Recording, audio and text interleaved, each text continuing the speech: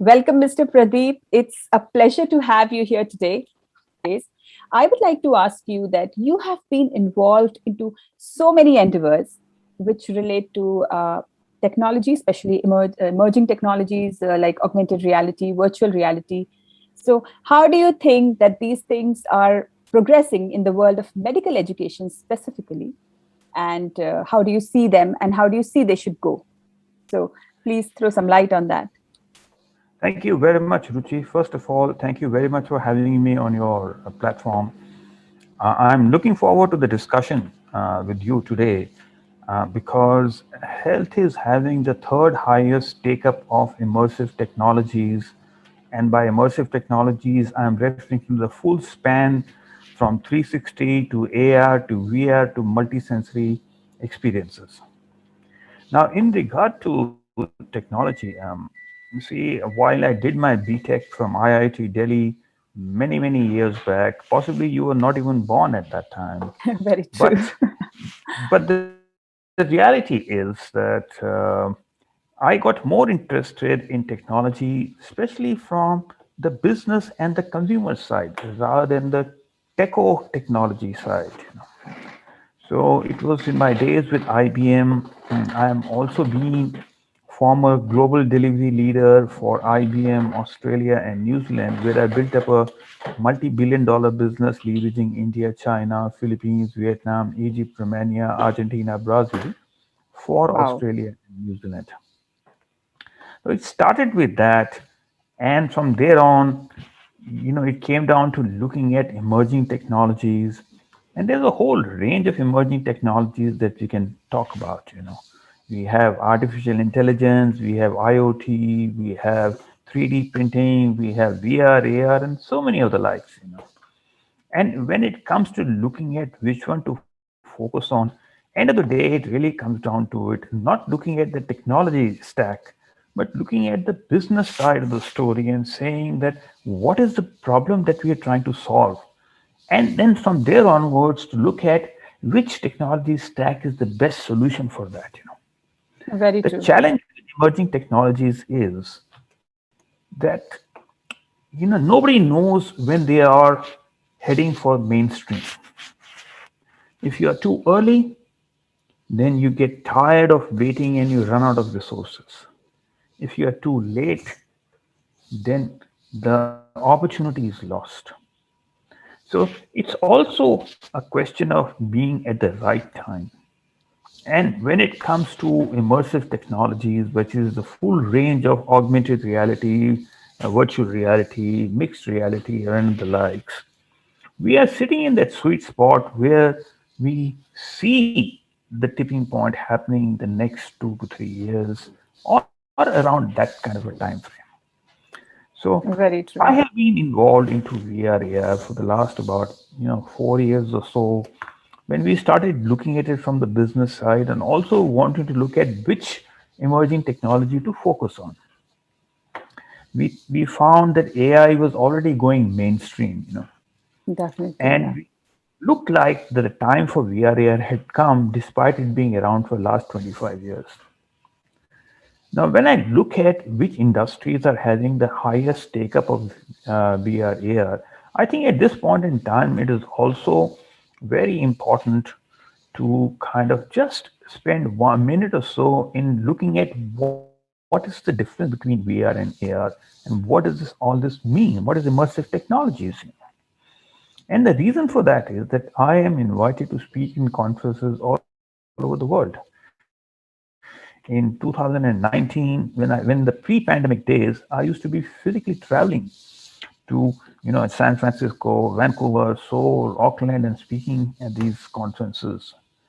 And what I found was that 70% of the audience was still, wanting to know more, but did not know the difference between VR and AR. So Right. let's put it into another perspective, and let's say that Ruchi, you are currently in UK and I am in Sydney in Australia, and we were together in the same room, either in India or in UK or in Australia. We were sitting face to face. We were on sitting on chairs. This is the real world. On the other hand, if I want to get an experience of landing on Mars or Jupiter or anywhere else which is physically not possible, how do Right. we do? Yes, we are not Elon Musk that we can actually take a rocket and go and fly to those countries. But as an ordinary human being, how do we do that? So, what we do is we create an artificial environment, a digital environment, Right. and that is what virtual reality is. So, when you get an experience into that artificial or digital environment, that is virtual reality. And the spectrum as you go from the real world to the virtual world is called mixed reality. And by the definition, it means it is some combination of the real world and the And digital world. yeah, The amazing. first stage in between is that you are in the real world and you've got digital objects. And how do we kind of explain that? Let's say that you want to do some shopping at IKEA, Right. and you want to buy a table. Now IKEA has an app. If you scan that app and you look at the QR code for the table, a digital object of the table comes in front of you in the real world. The point to note is that you are still very much anchored in the real world, and a digital object of the table comes in front of you. Right. You can decide whether you want to buy a round table, square table, brown, black, whatever color, what fits your room, and then you can go ahead and buy. So this is one step in between the real world and the virtual world. An analogy of this would be, let's take that the learning and teaching environment. In a face-to-face classroom environment, that would be equivalent, not equivalent, but that is the real world. On the other hand, if you were learning and teaching totally online, that would be equivalent of a virtual world. The in between space is often referred to as blended learning. And that blended learning is nothing but some combination of digital technologies and the real world, and they are akin to mixed reality. And one step in between is augmented reality. So, having looked at this, the question really comes is that first, where are we in terms of these emerging technologies? Right. Number two, how does health come about in emerging technologies and immersive technologies? So, when it comes to the full span of immersive technologies, which I mentioned earlier, is 360, AR, VR, Yeah. full multisensory experiences. Some of these have been around for last more than 25 years.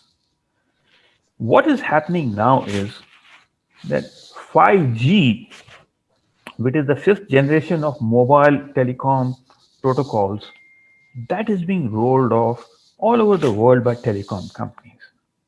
Now, what that is doing is that is taking away a lot of technology kind of issues, and also enables a lot of people to collaborate in an immersive environment. So therefore, VR AR are getting a rebirth and an absolutely new way forward, which is linked to 5G. Now, 5G will take about 8 years to come to full functionality. So, therefore, we see the journey of AR VR happening over the next 8 years, where we see the tipping point happening in about 2 to 3 years and high growth thereafter. Okay, Right. so we've looked at what is VR AR. We've looked at what is the current state of play of VR AR. Now let's look at what industries and how does health kind of focus into this. Today, the highest take up of VR AR is in gaming and entertainment. Very true. Yeah. But you'll be surprised that which is number two. Number two is education and training. That level of interest is now coming. So education is also catching up. The third most important is health. And then, of course, we've got real estate, construction, architectural, travel, tourism, defense, mining, and so on and so forth. Now, health has the third highest take up of VR AR and is projected by some people to become the second highest in times ahead to come. Now, there are a number of ways to look at when you talk about health. One is, from the patient side. Second is from the health professional side. The third is from a carer side. And the fourth is from the health infrastructure perspective, that is, the health management and so on and so forth. And each one of these, by this actually, you can build up a model where on one dimension you got the patient, the carer, the health professional, and the administration side. On the other hand, you've got the full range of technologies like 360, AR, VR, multisensory. And along the third dimension you can look at different health disciplines, Right. which is in terms of dentistry, or restoration, or so on and so forth, surgery, and so on and so forth. And if you want to go deeper, then you can add yet another dimension, which is the what stage of intervention is happening in health, Right. which means that is it pre interaction with the health professional, is it post interaction with the health professional but before a procedure, and then post a procedure, Yeah. and then ongoing basis. So there are a number of ways to look at it, kind of a story.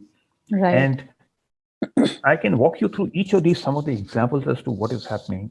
But ask me if you've got any questions. Yeah, yeah, definitely. So before I ask you the next question, I would like to say thank you because I've been taking notes myself. You've explained so well about what is the difference between this augmented reality, virtual reality, and mixed reality in with such examples that I think it is very, very clear for people who do not know about this. And the second thing that you said about 5G, which can lead to collaboration and rebirth of AR, VR, which is really very, very important at the moment. With this, I would like to ask you that, as you said, these technologies have been there for a couple of years, but do you feel that COVID-19 has impacted their way, the way they've been emerging earlier, and the acceleration that has been come up with COVID-19? Do you think that has happened with COVID-19? Absolutely. See, one of the unintended positive consequences of COVID has been that we have seen widespread adoption of technologies. People who did not even know about Zoom earlier are happily zooming away. Very And true. what is happening is that even today, when the vaccines have started in different parts of the world, and we know that in UK they are almost at about they have vaccinated about two-thirds of the population. In USA they have vaccinated more than half the population. Israel has vaccinated more than 85% of the population. But there are parts of the world where vaccination is just about starting. Very true. Yeah. But what is happening also is that even despite the fact that UK is currently at a level of almost about 65% of vaccination, but the COVID cases are still coming through in large numbers. Yeah. And why that is happening is because of variants. And what that if you, even if you are vaccinated, what that means is that maybe you may still get it, but you may not need to go to the hospital. Yeah. So what that means is that our take up of technology will continue for another couple of months, or Yeah. maybe another year or 2 years Yes. before the whole world is vaccinated. And then, just like a flu shot, you'll have to get it every year to update against different variants. Now, in that kind of a scenario, and just to give you an example, that I'm sitting in Sydney today, and Sydney is in lockdown. And not only Sydney, but 12 million people in Australia, which is approximately half the population of Australia, is in lockdown. Yes. So our dependence on technology has continued despite countries being, in different stages of vaccination. So that is having such a big impact on our habits. So we will see that, the technology adoption will change the new normal. In fact, the new normal Yeah. will become is when we will be required to adapt and to innovate and to respond to changing environment all the time. Yeah. So, in summary, what has happened is that there is wide scale adoption of technologies. Now, when it comes to emerging technologies, especially when it comes to VR and AR, see, virtual reality requires a head mounted or a headset, Yeah. because essentially the basic principle is that you take a picture of an object from the left eye and you take the picture of an object from the right eye and you superimpose the two, and that gives you the three-dimensional impact, and that you can do with a head mounted device. But in the COVID times, what has happened is that getting and head mounted devices can be of various types, and you can get the experience even through a mobile phone or through a Google Cardboard, that is VR, then going up to very, very expensive head mounted devices connected with computers. In the COVID days, what has happened is that people were not willing to borrow head mounted devices because of Yeah. hygiene issues. Very true. Availability of new head mounted devices was sometimes difficult because of supply chain disruptions. So, on the contrary, wherever you could manage with a VR or a AR experience, on a low cost basis and easily to do it, that is just taken off the roof. It's blown. And one particular example that I do want to give you, that in some parts of the world we saw in the last couple of months that the health infrastructure was totally broken down by the sheer number of cases which are coming up. And Definitely. that resulted in people requiring oxygen cylinders and sometimes getting oxygen cylinders and then requiring them to install them at home. And that was a Now, bigger problem for the ones who even got the cylinders, installing them at home. absolutely, absolutely. And it's very easy to say, but even for me, if I have to start assembling an oxygen cylinder at home, I'll be wondering, I'll be maybe going into Google and then trying to find some video and then trying to see and then trying to do Very it. true. Yeah. But just imagine that you are able to get a step by step visual guide through augmented reality through your mobile phone, where you can keep kind of, actually assemble the oxygen cylinder at the same time. Yeah. Now, this is just an example where such a simple application of augmented reality has impacted such a large number of people that it is giving people an opportunity to experience such immersive technologies. Very true. So, Yeah. so absolutely, COVID has, Has. like I said, an unintended positive consequence, and we are seeing the acceleration of take up of these technologies. Yeah. Back to you. And with that, I would like to say that, as you said, that gaming is one industry which is on the top, where we are using this immersive technologies. And followed by that is education and training, as you said. And you said the third number comes for health. So, with that, I would say that in health perspective, as you said, if you go deeper, it's about where you're using it, at what stage, whether you're using it pre-operatively, operatively, or post-operatively, or how are you using it, like. So, but with that, I would like to mention that with respect to health, it is very difficult to immediately start using it at the level of you know operation, or you can say pre-operatively, unless there are certain certifications you kind of go through, or unless you are not cleared by certain certifications which relate to safety, efficacy, accuracy, and all of those things in the health world. But I do believe that education and training can definitely impact.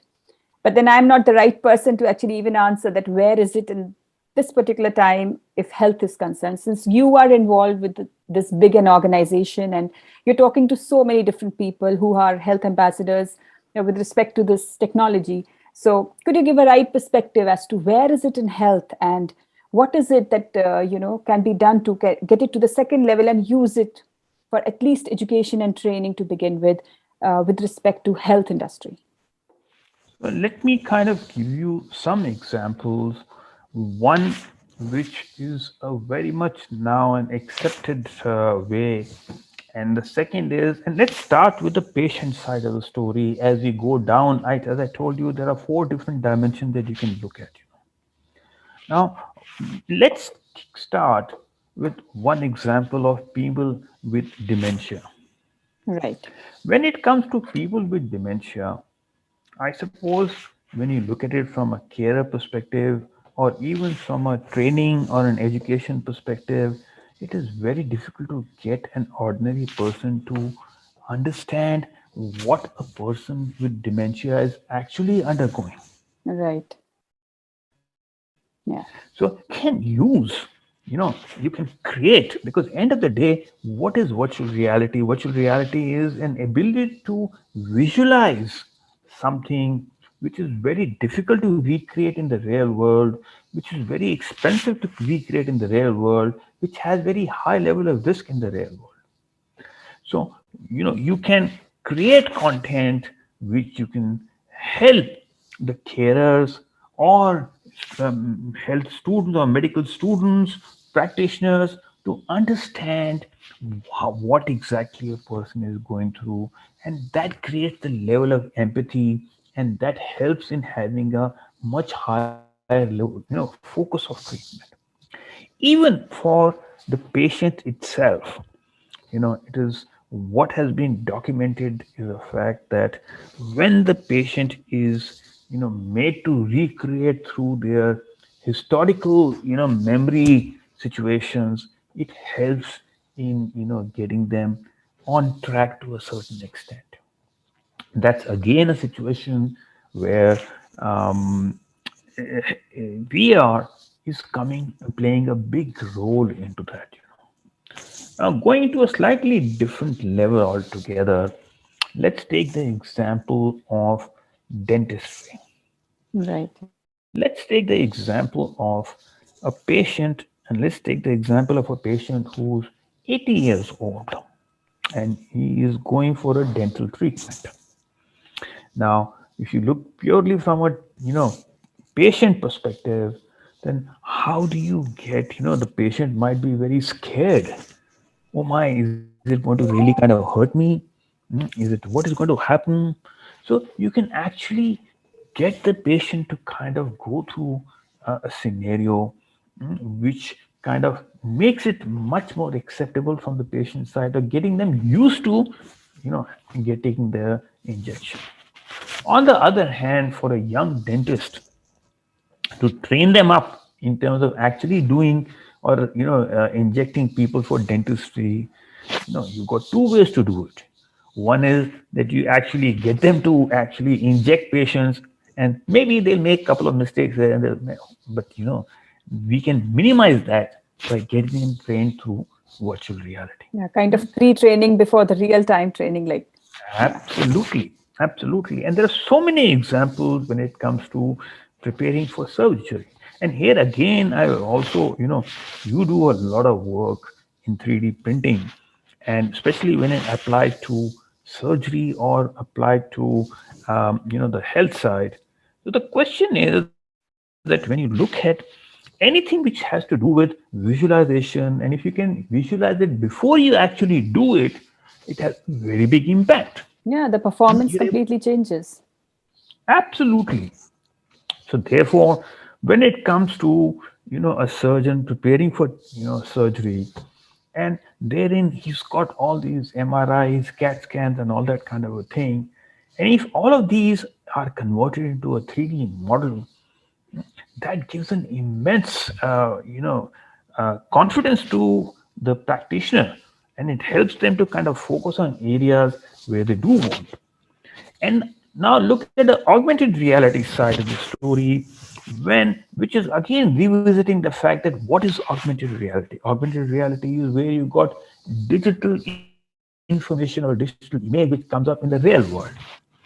So just imagine that you are treating the patient, whether it is through intervention or otherwise, and you want to know about some information about the patient or that part of the body, and an image comes up which gives you all this information. How easy it becomes for you. And let Definitely. me give you a common day example, a similar analogy. Let's say that you are driving a car, and in the car you got your mobile phone or your GPS which is telling you the direction. Turn left, turn right, do this, do that, but you have to keep looking at the device. Even though it is in front of you have to focus on the road ahead as well as you got to focus on the device. But just imagine if those directions were coming to you on your screen itself. Yeah. And now that will make your job much easier. So let's go back to the surgery kind of example, or that kind of an example. Similarly, if you have to kind of keep looking at this and getting the information and then kind of acting, but on the same head, you get the visual picture of the information or image coming up, how helpful it will become to you in terms of actual procedure or the treatment. Right. So Yeah, definitely. there are so many examples.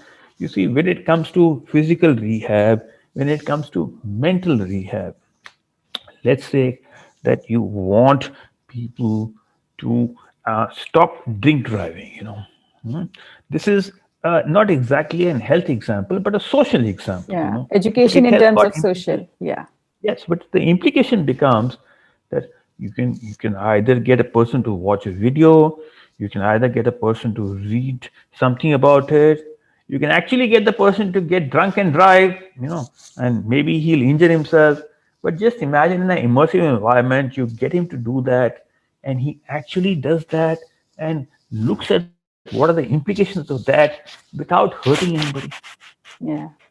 So there's a big, and similarly for drug rehab or a physical rehab situation also. What is physical or mental rehab is when you're getting a patient to stretch themselves and slowly work towards the recovery side. But many at times there's also a judgment that are you overshooting or are you undershooting kind of a thing, and will it cause any injury to the patient itself? And just imagine if you are able to get the person to do that in virtual reality and without causing any damage. Very It is true. something similar to we have talked about here about visual experience, and to a certain to a certain extent of audio experience. But here we are, the way VR AR is developing is towards a multi-sensory experiences, which is about your touch, about your taste, about your smell. Now, just imagine that you can get somebody to get an experience of, something sweet without any sugar input. Right. That's amazing. Where is the question of diabetes then? Kind of, Yeah. it's not that diabetes can be of number of ways, type 1, type 2. But Yeah. what I'm But saying is then, that you yeah. don't have to go down the path of actually, trying to avoid sugar, but you can get it in this kind of a way. Yeah, there is a lot that can happen. And I mean, I think the potential is huge. And I Yes. think, though the potential is huge, but I think we've not even exploited 10% of it. I mean, we're just beginning to kind of experiment on this technology, and it is just beginning to start, especially in the health sector. But there is a long way that we can go through, and a lot that can be achieved actually. But with that, I'd like to ask you that, with these technologies, definitely comes a cost. And of course, there are certain barriers, which definitely, I think one of them is definitely cost and the headsets and what kind of software to go for, what kind of, there are so many other barriers. I'd like to elaborate on a couple of them. What do you think is stopping this technology from really flourishing, especially maybe in a developed nation? Because I do understand that in a developed nation, they would flourish faster. But what about the question of happening all of this in a developing nation like India or many more? So, very good question, Ruchi. And let's look at that. What are the barriers for this technology to go mainstream? Right. First and foremost is that look at the ecosystem of a VR AR. There are a couple of ways to look at that ecosystem. One is that ecosystem consists of different stakeholders. Includes people from demand, supply, industry, academia. Second is if you were to look only from a solution provider perspective, then it comes to look at it from the business side. And in this case, the business is health. I don't mean from a commercial perspective, but I'm talking in regard to what is the industry that we are talking about. Then the second is in terms of the technology side. The third is in terms of the creative side, which is the content. Yeah. Now, when it comes to and another way to look at it, especially from the solution provider, is there is hardware involved, there is Yeah. software involved, there is apps, there are content, there are platform, there are Exactly. what was called as gaming engines, Unity and Unreal, and so on and so forth. But these are some part of the ecosystem. Now, what is happening at the moment is that you see, despite the technology being around for the last 25 years, nobody really knows who's doing what. Yeah. Exactly. So, and number of people on the demand side, there is still a need for fair bit of education to get both the business and the consumer to understand from experience perspective that what is the significant impact of these technologies. Second is that we need to get rid of these acronyms. Moment we start talking of two technologies, two technical words. And let me give you another example. If I were, you are a health professional, you are a doctor, and if I were, you are of course very, very technology and digitally savvy. But let's say that I would go to a health practitioner and I'll go and tell him that, hey, look, I've got a AR VR solution. So what would the doctor's response be? He would look blankly at me and he would tell me to go and get lost. So we have to talk the language, which the health professional understands. So we have to take the technology away. And one of the challenges we see also is that most of the companies which are preparing content for any of these industries, whether it be health or anywhere else, they tend to be startups, one person, five people, 25, 35 means employing is a big company. Right. So, and 60% of them are coming from a technology background and they don't even involve the subject matter experts, you know, Yeah. which That's means that if important. you're developing a solution for health and if you don't have a doctor who's really kind of telling you what the problem is and what solution they're looking for, you've lost the plot. Right. So if I were to look at what are the challenges, challenges are number one, that we need a much higher level of education for the demand side, for the actual users, which would be both in case of health, like I said, the different categories of people like carers, professional health professionals, patients, as well as the administration side. We also got to look at it to take the technology out and get a combination of bit of process maturity and the innovative and nimbleness of a startup. Very What true. happens typically is a startup when they look at an opportunity or work is they'll straight jump into solutioning. It's not everybody, but sometimes because they want to solve the problem. So therefore, but at the same time, a large organization may take a lot of time and rigidness and have process maturity. But what we need is a combination of that to deliver solutions. Number three is from a technology perspective, but the technology side, like I said, there is a lot of impact which is happening in implementing 5G, which will kind of make this much better. And we are also noticing that the telecom companies are not only laying, 5G at an infrastructure level, but they're also going into offering content to both the business and to the consumer side, which means that you see there'll be much greater push also in terms of trying to find use cases and then how to convert them from use case to a business case perspective. Right. Because first of all, it is to educate all the different stakeholders that look, this is what the number of use cases are. Yeah. But yes, the point is that everywhere you want to go, it's a question of investing certain amount of money. Now, Definitely. what is the business case? Because resources like capital is always kind of much in demand. So, does it make business sense? And yes, absolutely. You see, there are different levels of solution options at different kind of quality, and they can have different trade-offs. So it's something similar, that if you want to go for a CAT scan, that's a very high cost, but then what you are getting is a high Is quality. also, yeah, the So it's value. those kind of trade-offs. They are very much available in the health. It is more, as we increase. And do you know that the first was actually broadcasted in virtual reality in 2017? So Imagine. it's almost 4 years back now. So there's a lot of stuff which is happening in health itself, and that's where one of the things is to get people to showcase and get a common community of all stakeholders, which kind of helps in the process of take up and understanding all this. Right.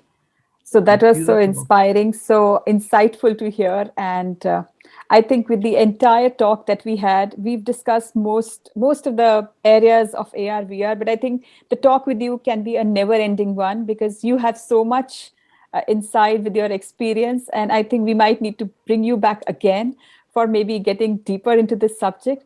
But for today, I think we've had most of it with virtual reality, augmented reality, mixed reality, going with COVID-19 impact, and then with the industrial impact, especially with respect to health industry, and finally with the barriers and the bottleneck because of which so this you are doing some great particular work. technology is not moving as much as You're it doing some should. great work, and I really, like what you were doing. And yes, today's was more like an introduction to what is happening, kind of a story. Exactly. And, Exactly. and once again, thank you very much for having me. It was lovely to have this chat with you.